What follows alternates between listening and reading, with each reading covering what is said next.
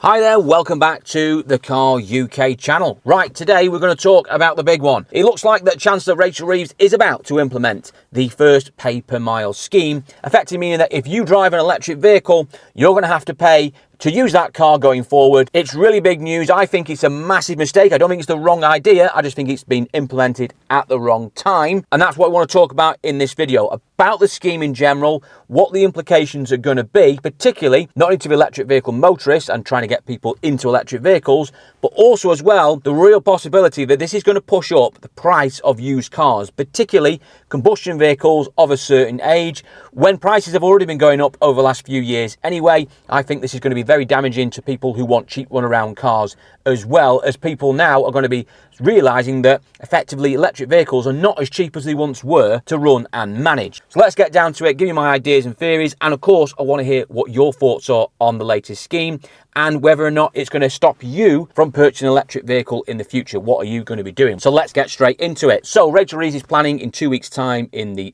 awaited budget, which seems like an age since it's been announced, but finally it's going to be here in the next couple of weeks, is going to bring in a 3 pence per mile tax. Basically what it is just a tax to drive your electric vehicle on the UK roads. Now the reason for this, which the government suggested, is about fairity. It's nothing to do with about that at all. It's simply about money.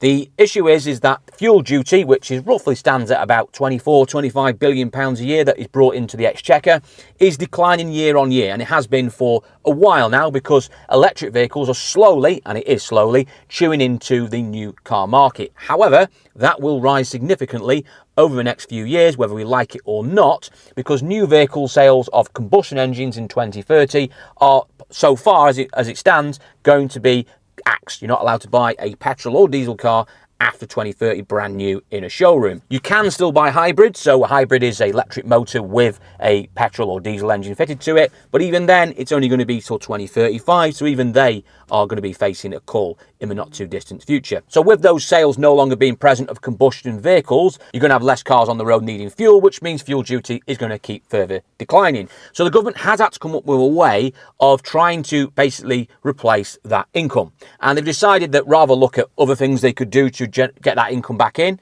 they've decided that no, we are going to replace it like for like, so get rid of one tax and introduce another tax on the motorist. And it can see obviously where the trend is going, because the way they've made the law is that you can't basically have anything bar an electric or hydrogen vehicle after 2030, that eventually everyone's going to be paying this new tax, pay per mile, which currently has been suggested at 3 pence per mile, but you can bet your bottom dollar that will probably rise in a few years' time. But at the moment, it's suggested that 3 pence is going to be the rate. There may be actually a separate rate for hybrid vehicles, so even though hybrid vehicles still have to put petrol or diesel in to fill the engine, because it basically powers the battery back up, they're going to pay fuel duty and they're going to have to pay per mile as well, albeit at a slightly lesser rate. 1 pence is the figure that's being suggested. Now, pay per mile is a controversial one, and there seems to be a little 50-50 support on this. There's a lot of people that actually think, you know what, if you're going to get rid of the fuel duty system, it's a fairer way of doing it, and there is an argument for that.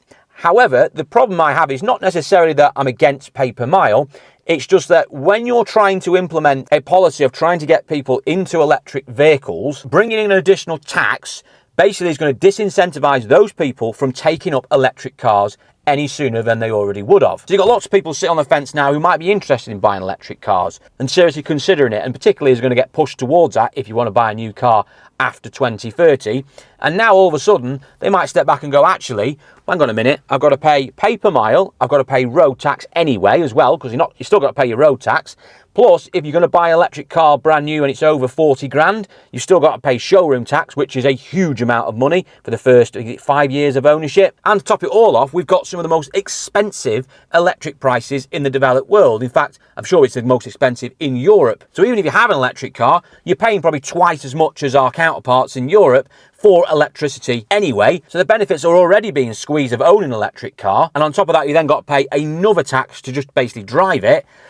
It just seems to me that it's a very, very silly idea to try and implement it right now, particularly as new car sales of electric vehicles is only standing at less than 20%. It was about 16% last time I checked. I don't think it's gone much more than 20% in the last few months. So that just goes to show you where the public is at the moment when it comes to electric vehicles. They're not convinced. Now, eventually, obviously, they'll be pushed into having them anyway, because you won't be able to buy anything else, or you go and buy something completely different, like used cars. People might decide, actually, I'm not going to go and buy new cars anymore. I'm going to go buy stuff that's older. I'm going to keep an older petrol or diesel car going. So policies like this that can disadvantage electric car take-up to me, can only mean one thing when it comes to used car prices. That is that they are likely to go up. And they've already been going up over the last few years since COVID anyway. And I think now people will seriously start to look, particularly at smaller petrol engine diesel cars, and also stuff certainly between 2017 backwards, which had very cheap road tax, and look at those vehicles and think, actually, yes, they might be older, but if I just need a car, that might be what I might go for. Because those vehicles that are paying £30 road tax, £20 road tax, and we're not just talking about tiny little Citroen C1s and Igos or whatnot. It can be larger cars, even a Kia Sportage, I think, around a 15, 16 plate, big family car in diesel was a low road tax vehicle. Those vehicles, I think, now are going to start to surge in popularity, demand, as people actually see them as a credible option going forward, certainly in the short term over the next 5 or 6 years. So it is a real serious worry on used car prices in particular and the used car market, and also as well on new car sales. Manufacturers at the moment are not having a great time, and it's hard at the moment to sell new cars because, as I say, you've basically been told by government, don't bother investing in petrol and diesel engines anymore, look at electric, look at hybrids as an alternative. They're not that popular, they're not selling at the rate that the manufacturers would want them to be selling at. So anything that disincentivizes car take-up is a very, very bad thing, particularly when the economy at the moment is not particularly doing very well at the moment. And sadly, I think it's going to get even worse. Not that I'm necessarily against pay per mile, I just think it's been implemented at the wrong time.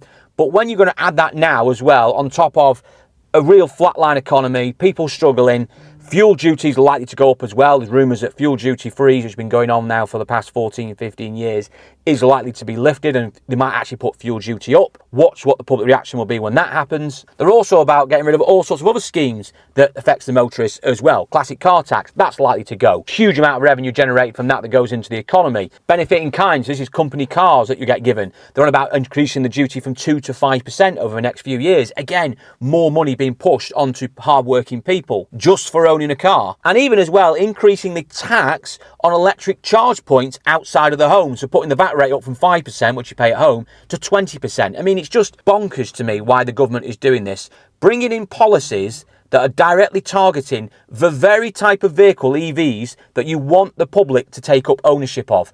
I mean, why would you do it? It's just nuts. It really is just a really stupid idea to keep targeting EV owners when you want them to go out and buy new EV cars. But anyway, maybe I am wrong about this subject. Maybe that you agree that pay per mile is a great thing coming in right now. I'm not necessarily against it. I just think it's not at the best time at the moment. And if you are an EV owner, what are you going to do? Are you going to accept the tax? Are you going to go, right, do you know what? Fine, I will pay it, and I'm going to keep my EV going forward. I'm going to keep buying them. Or are you actually seriously looking at getting a combustion engine again, whether it's new or a older one? And talking about used cars, those of you who have got non-EVs at the moment and you're looking at maybe buying them, has this changed your mind? Actually thinking, do you know what? I'm going to sit on the fence for a little bit longer, keep my old petrol or diesel car going. Anyway, let me know your thoughts in the comments on everything discussed today. I'm sure people are for and against this policy, so let me know in that comment section below. And if you like content like this, then maybe you should check out my other content. My name is Lee. I run the Car UK channel and also run the Car Pitch here